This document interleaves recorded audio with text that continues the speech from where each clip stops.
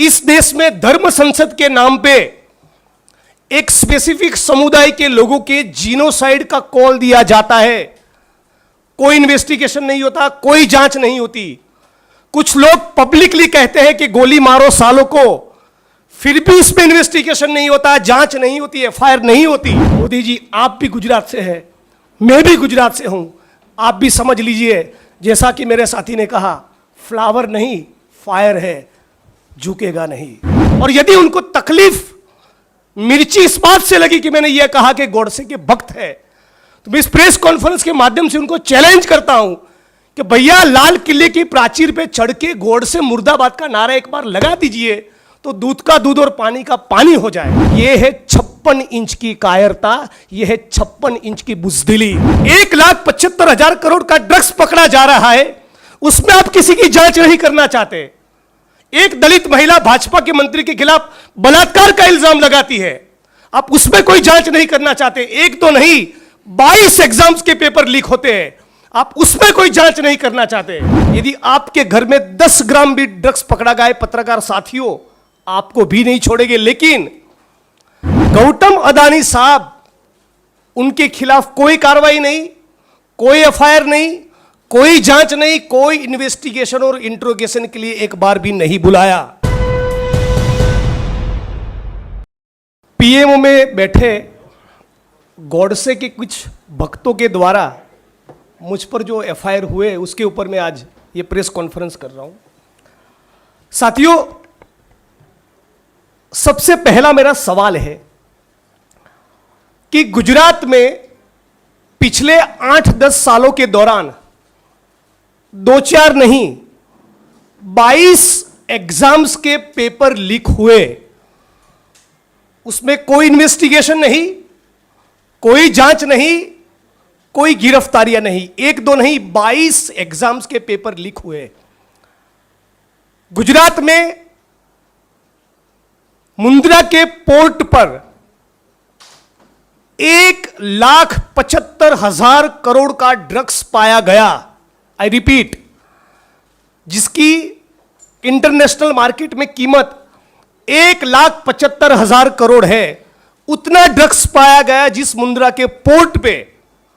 यदि आपके घर में 10 ग्राम भी ड्रग्स पकड़ा गया, पत्रकार साथियों, आपको भी नहीं छोड़ेंगे। लेकिन गौतम अदानी साहब, उनके खिलाफ कोई कार्रवाई नहीं, कोई एफआईआर नहीं, कोई जांच नहीं, कोई इन्वेस्टिगेशन और इंट्रोगेशन के लिए एक बार भी नहीं बुलाया। गुजरात भाजपा की एक दलित समाज की महिला कार्यकर्ता ने भाजपा के सिटिंग मंत्री के खिलाफ बलात्कार करने का, लगातार बलात्कार करने का इल्जाम लगाया। This is discussed in the assembly of Gujarat. Gujarat की विधानसभा में भी इस मुद्दे को उठाया गया। उस मामले में पर भी कोई इन्वेस्टिगेशन नहीं, कोई जांच नहीं, कोई एफआईआर नहीं। इस देश में धर्म संसद के नाम पे एक स्पेसिफिक समुदाय के लोगों के जीनोसाइड का कॉल दिया जाता है, कोई इन्वेस्टिगेशन नहीं होता, कोई जांच नहीं होती। कुछ लोग पब्लिकली कहते हैं कि गोली मारो सालों को, फिर भी इसमें इन्वेस्टिगेशन नहीं होता, जांच नहीं होती, एफआईआर नहीं होती। और मेरे केवल एक ट्वीट करने पर पीएमओ में बैठे गोडसे के भक्तों ने इतने संगीन 2 एफआईआर मुझ पर कर दिए। What does it show? ये क्या दिखाता है?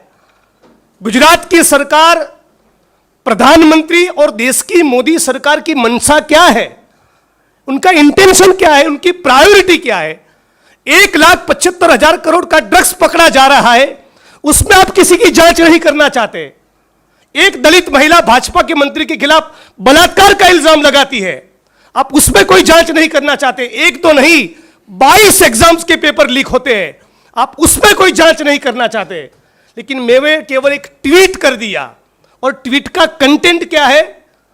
मैंने केवल यही कहा कि गुजरात के हिम्मतनगर, खंभात और वेरावल, इन 3 जगह पर जहां पर कम्युनल टेंशन हुआ है, कम्युनल क्लैशेस हुए हैं, तो चूंकि जब प्रधानमंत्री गुजरात से है और वो गुजरात के दौरे पर है, गुजरात आने वाले हैं, तो मैं उनको विनती करता हूं कि महात्मा का मंदिर बनाने वाले प्रधानमंत्री मोदी साहब, इस कम्युनल इश्यूज को देखते हुए आप जब गुजरात आ रहे हैं तो प्लीज शांति और अमन बनाए रखने का अपील करें। मैंने उनको यही अपील किया है कि आप गुजरात की जनता को कहें कि दंगा फसाद ना हो, पीस और हार्मनी मेंटेन करिए। क्या इस देश में शांति और अमन बनाए रखने का अपील प्रधानमंत्री करे, ये कहना कौन से कानून के तहत ये ऑफेंस बनता है? और यदि उनको तकलीफ मिर्ची इस बात से लगी कि मैंने ये कहा कि गोडसे के भक्त है, तो मैं इस प्रेस कॉन्फ्रेंस के माध्यम से उनको चैलेंज करता हूं कि भैया लाल किले की प्राचीर पे चढ़ के गोडसे मुर्दाबाद का नारा एक बार लगा दीजिए तो दूध का दूध और पानी का पानी हो जाए। आज जो भी सब्जेक्ट पे इस देश के न्यूज चैनल्स में डिबेट हो, वहां भाजपा के सारे पत्रकार कहे कि गोडसे मुर्दाबाद, तो वो सवाल ही नहीं रहेगा। लेकिन आप शांति और अमन का अपील नहीं करना चाहते और 19 तारीख को मेरे खिलाफ एफआईआर होता है। मैं सिटिंग एमएलए हूं, अचानक पुलिस रातों रात 2500 किलोमीटर की दूरी तय करके आसाम से गुजरात आती है। 19 तारीख को एफआईआर हुआ। मुझे समझ नहीं आ रहा है उन्होंने कितने बजे फ्लाइट बुक करवाया। कोकराझार पुलिस स्टेशन और गुवाहाटी 4 घंटे की दूरी है, 4.5 घंटे होते हैं।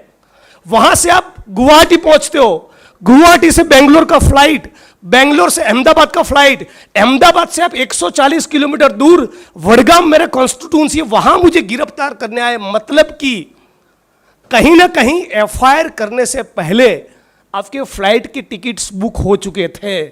इट वॉज अ प्री, क्या है, गिरफ्तारी करके मुझे ले गए, तब मुझे बता नहीं रहे। उनको मालूम है कि मैं लॉयर हूं, लॉ मेकर हूं, मुझे बोल नहीं रहे कि कौन सा मुकदमा है। एफआईआर का कॉपी नहीं दे रहे, कौन सी सेक्शंस लगी वो नहीं बता रहे। मेरे परिवार से, मेरे माता पिता से बात करने की अनुमति नहीं, मेरे लॉयर से बात करने नहीं दिया। यहां तक कानून के धज्जियां उड़ाकर एक एमएलए का जो प्रोटोकॉल और प्रिविलेज होता है उसके तरफ पूरा ब्लाटन डिसरिगार्ड करते हुए गुजरात की विधानसभा के स्पीकर को भी बताया नहीं, उनको भी बताया नहीं, उनको भी जान नहीं थी, उनको भी पता नहीं था कि हमारे एक सिटिंग एमएलए को आसाम पुलिस गिरफ्तारी करने के लिए आई है। वो जब आसाम पहुंचे, शायद उसके बाद मैं उनकी कस्टडी में गया, तब शायद गुजरात की विधानसभा के स्पीकर को बताया गया कि आपके एमएलए को हम लोगों ने गिरफ्तार किया है। तो मैं तो मानता हूं ये आसाम की पुलिस ने गुजरात की अस्मिता और गुजरात के गौरव को खंडित किया है और ये गुजरात की सरकार के लिए शर्मिंदगी की बात होनी चाहिए। इसमें उनकी इतनी थू हुई, बावजूद उसके उनको शर्मिंदगी महसूस न हुई। एक महिला को आगे किया और दूसरा एफआईआर मुझ पे करवाया। मैं मानता हूं इससे बड़ी बुज़दिली और कायरता कुछ नहीं हो सकती। मैं ये कहना चाहूंगा ये है 56 इंच की कायरता, ये है 56 इंच की बुज़दिली। आप एक महिला को आगे करके 2500 किलोमीटर दूर बैठे किसी सिटिंग एमएलए के खिलाफ इतना फर्जी मुकदमा करते हैं। और ये केवल मेरा एलिगेशन नहीं, मेरे पास आसाम की जुडिशरी का बेल ऑर्डर है। क्या कहती है आसाम की judiciary? Instant FIR in the second information and seems to be manufactured. ये एफआईआर मैन्युफैक्चर्ड है, ये आसाम का जुडिशरी कह रहा है। उनका कमेंट है, this FIR is not maintainable.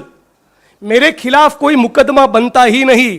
Assam की जुडिशरी कह रही है, commission of the offence under the section 353 IPC prima facie is not establish.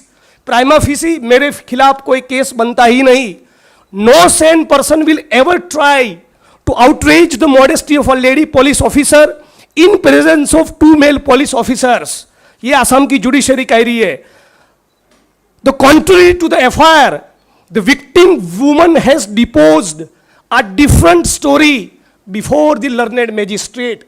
जज महोदय के सामने उन्होंने कुछ कहा और एफआईआर की जो सूचना है, एफआईआर में जो इंफॉर्मेशन है, जो एलिगेशन है मेरे खिलाफ, दोनों के बीच में बहुत अंतर है। कौन कह रहा है? ये बेल का ऑर्डर कह रहा है।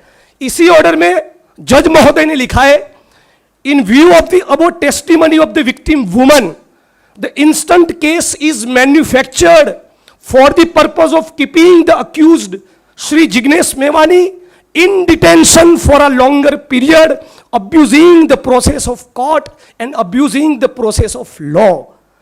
Instant FIR is not maintainable in the court of law.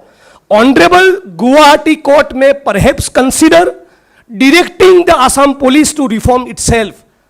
ये कोर्ट का ऑर्डर कह रहा है कि हम गुवाहाटी की हाईकोर्ट को अपील करेंगे कि आसाम पुलिस अपने चरित्र को सुधारे। ये आसाम पुलिस क्या कह रही है, क्या कर रही है, किसके इशारों पर कर रही है, किसके कहने पर कर रही है? जुडिशरी ने यहां तक कहा कि आपकी कस्टडी में कोई अक्यूज्ड है और आपको सब कुछ दूध का दूध और पानी का पानी करना है तो आप अपने बदन पे सीसीटीवी कैमरा लगाइए। इस प्रकार का कमेंट आसाम की जुडिशरी को करना पड़ा। इससे ज्यादा शर्मिंदगी की बात क्या हो सकती है कि आप एक महिला का इस्तेमाल एक सिटिंग एमएलए को बदनाम करने के लिए कर रहे, और इतना स्ट्रॉन्ग ऑब्जर्वेशंस होने के बावजूद भी एक बार भी आसाम की सरकार को शर्मिंदगी महसूस नहीं हुई। तो सवाल यह है कि आसाम की सरकार को अचानक क्या मन हुआ कि 2500 किलोमीटर दूर बैठे गुजरात के उस विधायक जिग्नेश मेवानी के खिलाफ एफआईआर करे। मेरा यह दावा है, मेरा यह आरोप है, यह प्राइम मिनिस्टर ऑफ इंडिया की ऑफिस से डिजाइन हुआ कॉन्स्पिरेसी है। गुजरात में चुनाव है और वो चाहता है कि मुझे बदनाम किया जाए, मुझे डिस्ट्रॉय किया जाए, और यहां तक मानो मैं कोई टेररिस्ट हूं। मेरे घर पे छापे किए, मेरे कंप्यूटर को सीज किया, मेरे एमएलए क्वार्टर पे रेड की, लैपटॉप को सीज किया, मेरे कॉन्स्टिट्यूएंसी की ऑफिस पे गए, मेरे शेयर टीम के लोगों के मोबाइल जब्त कर लिए। टीम के लोग जब अपने घर पे नहीं मिले, उनके मां बाप के मोबाइल जब्त कर दिए। मैं साथियों कहना चाहता हूं, हम लोग पेगासस के एरा में जी रहे, जहां पर भारत इस मोदी सरकार के खिलाफ एलिगेशन है कि इस सरकार ने पत्रकार, ह्यूमन राइट्स का काम करने वाले वकील और विपक्ष के नेताओं के मोबाइल और कंप्यूटर में स्पाईवेयर को घुसेड़ा है, इंस्टॉल किया है गैर कानूनी तरीके से। इस दौर में जब जी रहे तो मुझे ये एप्रीहेंशन, चिंता क्यों ना हो कि जो मेरा कंप्यूटर लिया, जो मेरा लैपटॉप सीज किया, जो मेरे मोबाइल के इंस्ट्रूमेंट लिए, मेरी टीम के लोगों के मोबाइल जब्त किए, उसमें देयर इज एवरी चांस कि by now they may have planted something. अब तक उन्होंने उसमें कुछ प्लांट किया हो सकता है। तो सवाल यह हो रहा है कि इतना सारा फर्जीवाड़ा करने में प्रधानमंत्री को क्या रुचि है? इतना सारा फैब्रिकेटेड केसेस करके 2500 किलोमीटर दूर एक जेल में डालकर इस देश के लोकतंत्र को, भाजपा को क्या हासिल होगा? करने के लिए बहुत कुछ है। इन सारे मामलों में सरकार कुछ नहीं कर रही है, और एक ट्वीट करने पर इतना हल्ला, इतना शोर, इतना गिरफ्तारी, आधी रात को 12 बजे मानो किसी टेररिस्ट को आप गिरफ्तार कर रहे हो। उस प्रकार का जो आपने माहौल बनाया है, मैं मानता हूं ये देश के लिए, हमारे लोकतंत्र के लिए बहुत खतरनाक है।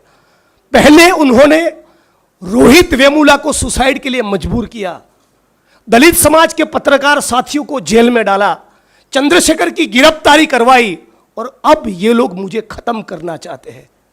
कोई युवा बोले, कोई पत्रकार बोले, कोई वकील बोले, और उसमें भी यदि कोई दलित समाज का युवा लीडर बोलता है तो मोदी साहब अपने कास्ट बायस के चलते उसको हजम नहीं कर पा रहे। ये मैं आज इस प्रेस कॉन्फ्रेंस के माध्यम से आपके बीच में कहना चाहता हूं।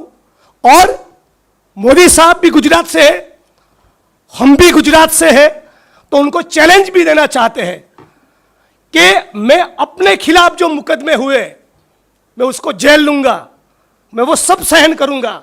अपने खिलाफ जो केस हुए दोनों, उसको वापस लेने की बात नहीं कर रहा हूं।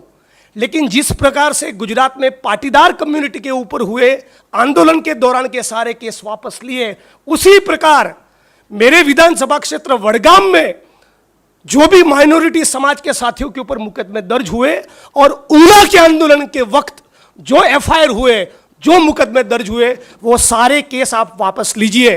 नंबर 2, ये 22 पेपर लीक हुए, उसको स्पेशल इन्वेस्टिगेटिंग टीम के द्वारा उसकी जांच करवाइए। नंबर 3, ये मुंद्रा के पोर्ट पर ये 1,75,000 करोड़ का जो ड्रग्स पाया गया उसमें गौतम अडानी का इंट्रोगेशन करवाइए। और यदि इस सारे मामलों में आप 1 महीने के दौरान कोई कार्रवाई नहीं करेंगे तो मैं चैलेंज के साथ कह रहा हूं 1 जून पे इंडियन नेशनल कांग्रेस का गुजरात चैप्टर और हम सारे गुजरात के लड़ने वाले लोग सड़क पर उतरेंगे और गुजरात बंद का इस मंच पर से मैं कॉल दे रहा हूं। मोदी जी, आप भी गुजरात से हैं, मैं भी गुजरात से हूं, आप भी समझ लीजिए, जैसा कि मेरे साथी ने कहा, फ्लावर नहीं फायर है, झुकेगा नहीं। It's my challenge to you prime minister of India. Thank you so much.